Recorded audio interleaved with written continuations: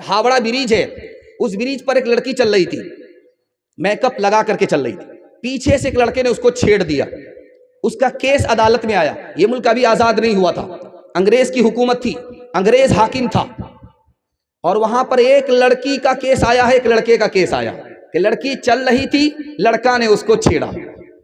اب جب مقدمے کی کارروائی شروع ہوئی تو حاکم نے لڑکے سے پوچھا کہ کیوں بدتمیز، کیوں آوارہ، تم نے اس لڑکی کو چھیڑا؟ کہا حضور آوارہ میں نہیں ہوں، آوارہ یہ لڑکی ہے۔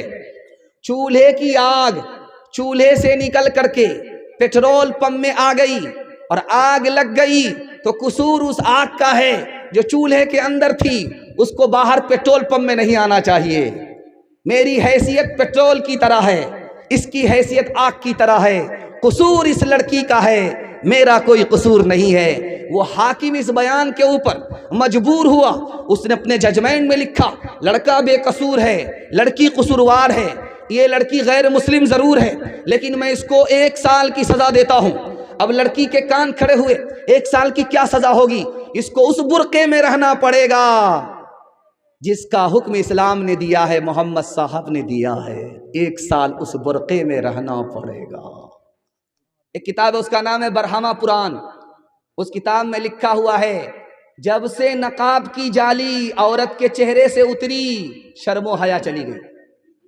زمانہ اتنا بگڑ چکا ہے، اتنا بگڑ چکا ہے کہ سب کے سامنے عورت بال کو کھولتی ہے، بال کو سنوارتی ہے، بال کو کھولتی ہے، بال کو سنوارتی ہے، کسی کی کوئی پرواہ نہیں کرتی ہے کہ کون دیکھ رہا ہے، بری نظر سے اس کی کوئی پرواہ نہیں کرتی ہے۔ زمانہ اتنا برا ہو چکا ہے۔ ایک کتاب ہے، اس کا نام ہے وشنو پران۔ وشنو پران میں لکھا ہے جب کل یگ آئے گا، قیامت کا دور آئے گا تو عورت خوبصورتی کو بیچے گی، کپڑا نہیں رکھے گی، خوبصورتی کو بیچے گی، غریب شوہر کو چھوڑ دے گی، دولت سے نکاح کرے گی، 5-7 سال کی لڑکی ماں بن جائے گی، 8-10 سال کا لڑکا باپ بن جائے گا۔ مہا بھارت کتاب ہے، اس کتاب کے اندر لکھا ہوا ہے کہ آدمی کو اپنی جوان بیٹی کے ساتھ تنہائی میں نہیں بیٹھنا چاہیے۔ جوان بیٹی ہے، جوان باپ ہے تو اکیلے میں نہ بیٹھے، دوسرے آدمی کو شامل کر لے۔ بڑے بڑے لوگ پھسل جاتے ہیں اور شیطان بدکاری کرا دیتا ہے۔ چوتھے نمونے کو بہت دھیان سے سنیے گا آپ۔ رام جی کی ماں کا نام تھا کوشلیا۔ کوئی راجا ان سے بات کرنے کے لیے آئے تو نوکر کو بھیجا، خود نہیں گئی تو پوچھا کہ بھائی آپ نے نوکر کو بھیج دیا؟ کہ میں عورت ہوں، وہ میرے لیے اجنبی ہے، میں اس کے سامنے نہیں جا سکتی۔ کتنا خوبصورت ہندوستان تھا، دکھانے کے لیے جا رہا ہوں۔ دوسری مثال دیکھیے، ایک عورت کا نام ہے مہا بھارت میں دروپدی۔ اس نے کہا کہ آج سے بڑھ کر کے میرا برا دن کبھی نہیں ہوا تھا۔ کہا کہ وہ کیسے؟ کہ آج تک مجھ کو شوہر کے علاوہ کسی نے نہیں دیکھا تھا، آج ساری دنیا کے لوگ مجھے دیکھ رہے ہیں، میں بے پردہ ہو گئی، اس سے بڑا برا دن مجھے کبھی دیکھنے کو نہیں ملا تھا۔ کتنا خوبصورت ہندوستان تھا۔ آخری نمونہ آپ کی خدمت پہ لے کر کے آ رہا ہوں۔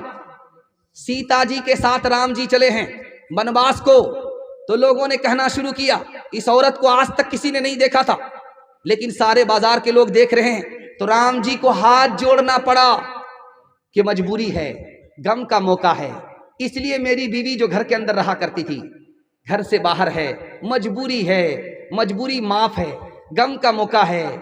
اس وقت لوگ باہر نکل جاتے ہیں، اگر ایسی مجبوری نہیں ہوتی، غم کا موقع نہیں ہوتا، یہ عورت جو پردے میں رہنے والی تھی کبھی پردے سے باہر نہیں ہوتی۔ لکشمن جی دیور ہیں، سیتا جی بھابھی ہیں۔ دیور سے پوچھا جا رہا ہے کہ بھابھی کا چہرہ دیکھے ہو، کیسی ہیں، کالی ہیں یا گوری ہیں؟ تو دیور نے کہا وہ تو گھونگھٹ ڈال کر کے رہتی تھی، گھونگھٹ ڈال کر کے رہتی تھی، راستہ چلتے ہوئے میں نے ساتھ رہتے ہوئے پیر تو دیکھا ہے، چہرہ نہیں دیکھا۔ لیکن دور اتنا برا ہو چکا، ابھی جو دور ہے اتنا برا ہو چکا ہے، اتنا برا ہو چکا ہے کہ عورت گھونگھٹ سے ہی باہر نہیں ہے، آپے سے باہر ہے۔ آپ کو سن کر کے حیرت ہوگی، کلیجہ منہ کو آ جائے گا۔ مسلمانوں کی 3 لاکھ لڑکی غیر مسلم کو لے کر کے بھاگ گئی، آبرو الگ گئی، ایمان الگ گیا۔ اس کا ذمہ دار فیشن ہے۔ اگر وہ دین و دھرم پر قائم رہتی، اس کا ایمان بھی بستا، اس کی آبرو بھی بستی۔ انشاءاللہ اپنے سماج کی عورتوں کی آبرو کو بچائیں گے۔ ہاتھ اٹھائیے، انشاءاللہ بالکل صحیح جا رہا ہے۔ ایمان کی حفاظت کریں گے؟ ہاتھ اٹھائیے انشاءاللہ۔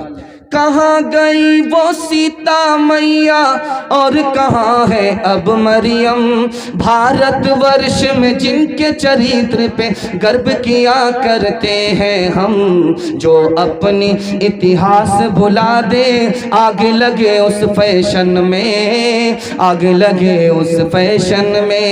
ہندوستان کا چہرہ دیکھو سچائی کے درپن میں، ہندوستان کا چہرہ دیکھو سچائی کے درپن میں، امن کی دیوی تڑپ رہی ہے گاندھی جی کے آنگن میں، گاندھی جی کے آنگن میں۔ یہ جو پیغام آپ کی خدمت پہ لے کر کے آ رہا ہوں، اسی کے لیے میں نے آپ کو تیار کیا ہے۔ آدھا سے زیادہ جلسہ میرا نکل چکا ہے، تھوڑا سا جلسہ آپ کا باقی رہ گیا ہے۔ عورت کی تعلیم کے حوالے سے سنانے کے لیے جا رہا ہوں، جوانوں کو پیغام دے کر کے میرے حصے کا جلسہ مکمل ہو جائے گا۔ 10 منٹ کے لیے آپ ساتھ دیں گے؟ ہاتھ اٹھا دیجئے انشاءاللہ۔ سو کر کے سنیں گے؟ ہاتھ اٹھائیے انشاءاللہ۔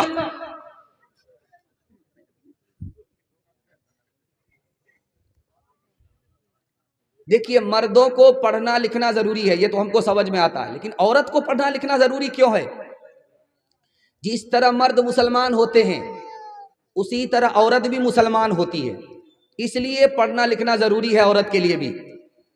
جس طرح مرد انسان ہیں اسی طرح عورت بھی انسان ہے، انسانیت پر آنے کے لیے عورت کو پڑھنا لکھنا ضروری ہے۔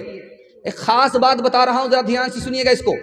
عورت کا دین مکمل نہیں ہے، عورت کی عقل مکمل نہیں ہے، حدیث کے مطابق اس کا دین مکمل نہیں، اس کی عقل مکمل نہیں۔ دین کیسے مکمل ہوگا؟ علم کے ساتھ۔ دین کیسے مکمل ہوگا؟ علم کے بغیر نہیں۔ عقل کیسے مکمل ہوگی؟ علم کے ساتھ۔ اس لیے عورت کو مرد سے زیادہ علم حاصل کرنا ضروری ہے۔ ایک بات یاد رکھیے، ہماری 2 طرح کی بیٹی ہوتی ہے۔ ایک بیٹی وہ ہوتی ہے جس کو گھر میں ہی رہنا ہے، گھر سے نکلنا ہے، گھر میں رہنا ہے، کہیں باہر نہیں جانا ہے، اس کو زیادہ پڑھانے لکھانے کی ضرورت نہیں ہے، قرآن پڑھا دیجئے، اردو پڑھا دیجئے، دینیات پڑھا دیجئے، کافی ہے۔ لیکن جس لڑکی کو گھر سے باہر نکلنا ہے، تجارت کرنی ہے پردے کے ساتھ، نوکری کرنی ہے پردے کے ساتھ، اس لڑکی کو ڈگری دلانا ضروری ہے۔ ایک خاص بات یاد رکھیے، میں عالم ہوں، مرد ہوں، عورت کو تعلیم کروں گا، عورت کو پڑھنے کی ضرورت نہیں ہے، یہ غلط ہے۔ ایک مرد عالم ساری عورت کے لیے کافی نہیں ہے، کیونکہ چاہے عالم ہو، عالم سے بھی عورت کو پردہ ہے، پردے میں بہت ساری بات عورت نہیں پوچھ سکتی۔ دوسری بات، ایک گھر میں سارے لوگ عالم ہوتے نہیں ہیں، اس لیے عورت کا عالمہ ہونا ضروری ہے۔ اور کبھی ایسا ہوتا ہے کہ لڑکا بھی ایک جگہ پڑھ رہا ہے، لڑکی بھی ایک جگہ پڑھ رہی ہے، دھیان سے اس کو سنیے گا۔ لڑکا لڑکی اگر ایک جگہ پڑھے، سر سید احمد خان نے کہا لڑکی آوارہ ہوگی، لڑکی بد چلن ہوگی، ایک جگہ پڑھنے کی وجہ سے۔ اچھا، حدیث میں آتا ہے باہر سے چندہ گئے 1,08,400 کچھ روپیہ ان دعا کی درخواست کی ہے۔ اللہ ان کی قبول فرمائے اور دینے والے کو قبول فرمائے۔ 1,08,400 اللہ ان کی جان میں مال میں برکت دے، ان کی آبرو کی حفاظت فرمائے۔ سب بدیش میں ہیں، دھیان کیجیے، اللہ ان کی جان مال کی عزت آبرو کی حفاظت فرمائے، اور جس مقصد میں انہوں نے دیا ہے اللہ اس مقصد میں 100% کامیاب فرمائے۔ دھیان سے سنیے گا جو سنانے کے لیے جا رہا ہوں، بہت دھیان سے اس کو سنیے گا۔ آپ کا لڑکا 12 سال کا ہے، اس کو ماں کے ساتھ آپ نہیں سلا سکتے، اس کا بستر الگ کر دیجیے۔ آپ کی لڑکی 9 سال کی ہے، اس کو باپ اپنے بستر میں ایک ساتھ نہیں سلا سکتا، اس کا بستر الگ۔ یہاں پر دیکھیے کہ ایک ہی ماں باپ ہیں، ایک ہی ماں باپ کی اولاد ہے، لڑکی کی عمر 9 سال ہو گئی، باپ کے ساتھ نہیں سو سکتی، لڑکا کی عمر 12 سال ہو گئی، لڑکا ماں کے ساتھ نہیں سو سکتا۔ بہت زبردست فتنہ ہوتا ہے۔ اسی طرح سے اگر 9 سال کی لڑکی 12 سال کا لڑکا ایک مکتب میں پڑھے، فتنہ ہوگا، لڑکی آوارہ ہوگی۔ ہاتھ جوڑ کر کے آپ لوگوں سے کہتا ہوں، 9 سال کی لڑکی کو مکتب میں مت بھیجیے، 12 سال کے لڑکے کو 9 سال کی لڑکی کو ایک ساتھ مکتب میں مت پڑھائیے، دونوں کے لیے الگ انتظام کیجیے، لڑکا کا مکتب الگ، لڑکی کا مدرسہ الگ۔ ایک مثال پر پیغام ختم کر رہا ہوں، ذرا دھیان سے سنیے گا اس کو۔ لڑکی جا رہی تھی راستے سے، ایک من چلا اس کو چھیڑتا ہے، زیناھا للناظرین، قرآن کی آیت پڑھ کر کے کہ دیکھنے کی چیز تو یہ ہے جو سڑک سے گزر رہی ہے، تو لڑکی کتنی پڑھی لکھی تھی، نوکرانی تھی، لیکن علم سے نوکر نہیں تھی، علم سے اور ہنر سے مالا مال تھی۔ اس نے جواب دیا قرآن سے ہی، حفظناہا للناظرین، تاک جھانک کرنے والے شیطان، شیطان سے اللہ کی پناہ۔ لڑکا تیسری آیت پڑھتا ہے، نرید ان نأکل منہا وتطمئن قلوبنا، ہم تم سے فائدہ اٹھانا چاہتے ہیں۔ تو لڑکی نے چوتھی آیت پڑھی، لن تنالوا البر حتی تنفقوا مما تحبون، بغیر نکاح کے، بغیر مہر کے ہم سے فائدہ نہیں اٹھا سکتے۔ تو لڑکے نے اگلی آیت پڑھی، والذین لا یجدون نکاحا، میرے پاس تو نکاح کا سامان ہی نہیں ہے۔ تو لڑکی نے اگلی آیت پڑھی، اولئک عنہا مبعدون، پھر کھڑے کھڑے کیا دیکھتے ہو، چلو دور ہٹو۔ تو لڑکے نے کھسیا کر کے لڑکی کو بد دعا کیا، لعنت اللہ علیک، قرآن کی آیت پڑھ دیا، اللہ کی لعنت تمہارے اوپر ہو، اللہ کی مار تمہارے اوپر۔ اور لڑکی اس سے زیادہ پڑھی لکھی تھی، اس نے اس کا جواب دیا، للذکر مثل حظ الانثیین، میرے اوپر تو سنگل لعنت ہے، تمہارے اوپر ڈبل ڈبل اللہ کی لعنت ہو۔